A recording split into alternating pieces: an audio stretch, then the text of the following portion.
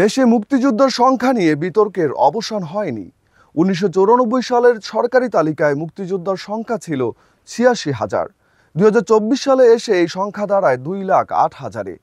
এই হিসেবে ভুয়া মুক্তিযোদ্ধার সংখ্যা প্রায় ১,২২,০০০। তবে মন্ত্রণালয়ের তথ্য অনুযায়ী দেশে ভুয়া মুক্তিযোদ্ধা ৯০,০০০।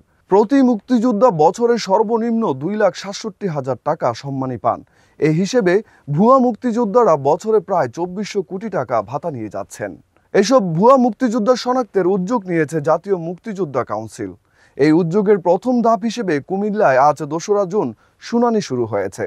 জাতীয় মুক্তিযোদ্ধা কাউন্সিলের তথ্য বলছে, এখন পর্যন্ত দেশে ভাতাপ্রাপ্ত মুক্তিযোদ্ধার সংখ্যা ২,০৮,০৫০ জন। সরকারি চাকরিতে মুক্তিযোদ্ধা কোটায় নিয়োগপ্রাপ্তের সংখ্যা ৮৯,২৩৫ জন। গেজেট বাতিল, মুক্তিযোদ্ধা বয়সসীমা নির্ধারণ সহ প্রায় ১৪ ক্যাটাগরিতে মোট মামলার সংখ্যা ২,৭১৯টি। ইতিমধ্যে নির্ধারিত বয়স ১২ বছর ৬ মাসের চেয়ে কম হওয়ায় ২,১১১ জন মুক্তিযোদ্ধার সনদ বাতিল করা হয়েছে। এই নিয়ে বিগত ১৫ বছরে ৩,৯২৬ মুক্তিযোদ্ধার গেজেট বাতিল হয়।